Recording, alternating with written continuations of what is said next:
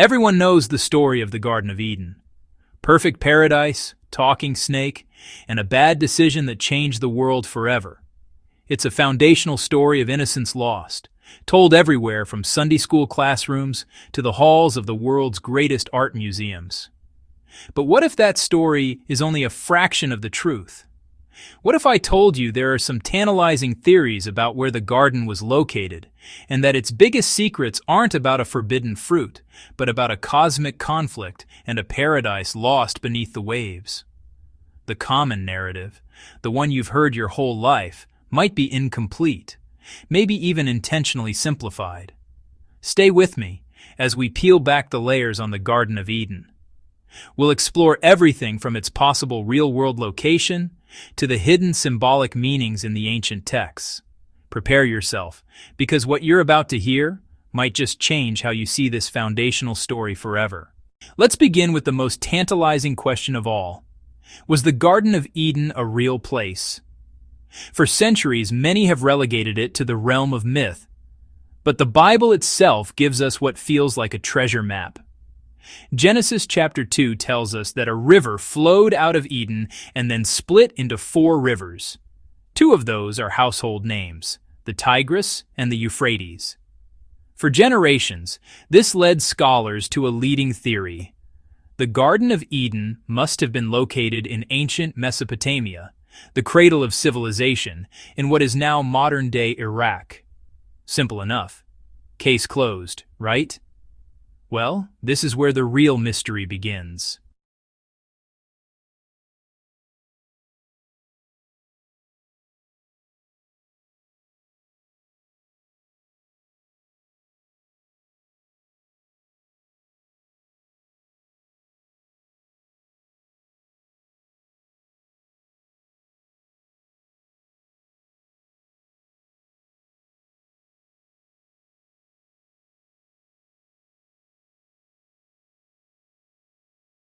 This brings us to our first shocking secret.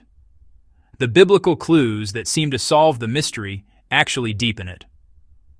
The book of Genesis names all 4 rivers: the Persian, the Gihon, the Tigris, and the Euphrates. While we know the Tigris and Euphrates, the Persian and Gihon have seemingly vanished from modern maps, leaving a puzzle that has baffled historians for millennia. Where did 2 entire rivers go? For a long time, this was a dead end. But modern technology has given us new ways to look at our world. What if the landscape described in Genesis is no longer visible? What if the garden itself is buried? This is where a theory from archaeologist Juris Zarins comes in. Using satellite imagery, Zarins looked beyond the current map of the Middle East and analyzed the geology of the sea floor. And his proposal is astonishing. His research suggests the Garden of Eden might have been located in a valley that is now completely submerged beneath the waters of the Persian Gulf. He and his team identified what appear to be the fossilized beds of 2 ancient rivers that once flowed through the now arid Arabian Peninsula, joining the Tigris and Euphrates before emptying into the Gulf. According to this theory, the garden wasn't in the harsh desert we see today, but in a lush, fertile valley. Then, around 6000 BC, as the last ice age ended, polar ice caps melted and sea levels rose dramatically, flooding the entire region. If this theory holds, paradise was lost, swallowed by the sea. This idea doesn't just offer a potential location, it provides a chilling explanation for why it disappeared. But that's not the only theory out there. Other researchers, using different interpretations, have proposed other locations, though many of these are considered fringe ideas. In 2024, computer scientist Dr. Konstantin Borisov argued for a location in Egypt, linking the 4 rivers to the Nile and its ancient tributaries, even claiming the Great Pyramid of Giza was built on the spot where the Tree of Life once stood. More recently, in 2025, chemical engineer Mahmoud Jawaid presented a paper arguing that the true location is in the highlands of Ethiopia, a region of immense beauty that is the source of the Blue Nile. Each theory tries to solve the puzzle of the four rivers, painting a picture of a world that looked very different than it does today. But the location is only the beginning of the mystery. The real secrets lie hidden in the text itself. Now this is where it gets really interesting. Let's move to our next secret. One common theological interpretation is that the two trees in the center of the garden were not just ordinary plants, but powerful symbols of two different paths for humanity. We all know about the tree of the knowledge of good and evil, but we often forget about its counterpart, the tree of life. In this reading, the tree of life was the source of immortality. As long as Adam and Eve had access to it, they could live forever. It's seen to represent a life sustained by constant communion with the divine, a state of being, not just a biological function. Eating from this tree meant partaking in God's own sustaining power. Then there was the tree of the knowledge of good and evil. This tree was forbidden, but not necessarily because the knowledge itself was evil.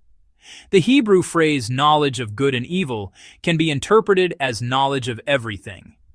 It represents the kind of wisdom gained through experience and the authority to make one's own moral judgments.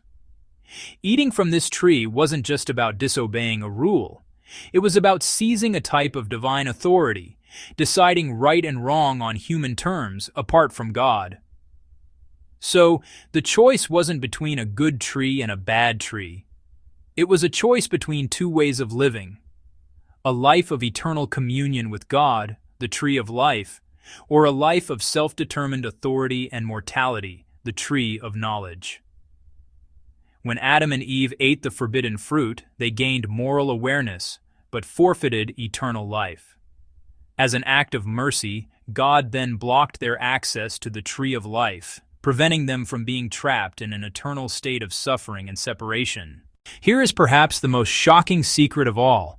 The serpent in the Garden of Eden was not originally understood to be Satan. That modern interpretation is the result of centuries of theological evolution, but it's not what many scholars believe the original text suggests. In Genesis 3, the serpent is described as a beast of the field that was more cunning than any other. The Hebrew word used, nahash, is usually translated as serpent, but some scholars point out its root can also mean to shine or divine. This has led to a minority view that Nahash could be translated as the Shining One, suggesting a radiant, supernatural being, not just a simple snake. Early Jewish readers did not equate the serpent with the devil. That connection came much, much later, appearing in texts like the Book of Revelation, written hundreds of years after Genesis. So, if not Satan, what was it? Some ancient Gnostic traditions viewed the serpent not as a villain, but as a liberator, a figure who brought humanity knowledge to free them from an oppressive god. Other scholars suggest the serpent represents a rival divine being from ancient Near Eastern mythology, similar to serpent figures that challenge the gods in Babylonian and Canaanite myths.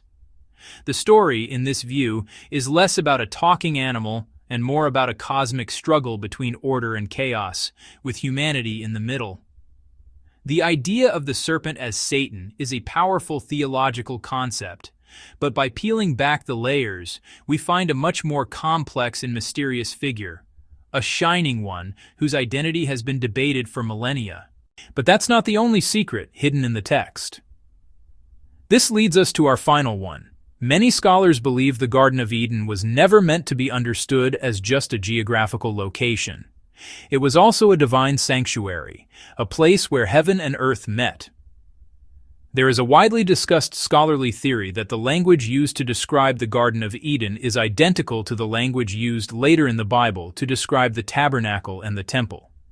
For instance, the Hebrew verbs used to describe Adam's duties, to till and to tend, the garden are the same ones used for the priests serving in the temple. The layout of the garden is also seen to mirror the temple. You enter from the east, move through a holy area, and arrive at the center, the Holy of Holies, where God's presence dwells. In the garden, this center is where the tree of life stood, guarded by cherubim, the same angelic beings whose images were woven into the veil of the temple. This interpretation suggests that Eden was more than a paradise. It was a prototype sanctuary, a space for humanity to live in direct communion with God. The story of being cast out is therefore not just about losing a home. It's about being exiled from God's immediate presence.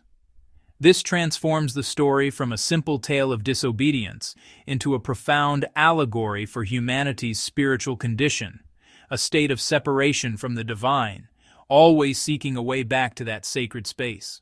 Before we wrap this up, if you love digging into ancient texts and forgotten history, make sure to hit that subscribe button and ring the bell. We are constantly exploring ancient mysteries and uncovering truths that have been buried for ages. You won't want to miss what's coming next. From a possible real location now buried beneath the sea to a story loaded with hidden symbolism, the Garden of Eden is far more complex than we were led to believe. We've seen how geographical clues point to theories of a lost world, a sunken paradise that might have existed. We've explored the interpretation of the two trees as a cosmic choice between two destinies for humanity. We've peeled back the identity of the serpent, revealing that the familiar image of the devil in disguise is a later addition to an older, more ambiguous story. And finally, we've seen how a compelling scholarly theory frames Eden as a divine sanctuary, a place where humanity walked with God, and its loss represents a spiritual exile that still resonates today. The story of the Garden of Eden is not a simple children's tale. It's a deeply complex narrative, rich with layers of history, symbolism, and theological debate. It speaks to our deepest questions about our origins, purpose, and our relationship with the divine. It really makes you wonder, what other secrets are still buried in these ancient texts? What do you think is the most shocking secret about Eden? Was it a real place? Was the serpent a misunderstood figure? Let me know your theories in the comments below. Thank you for joining me on this journey into the past.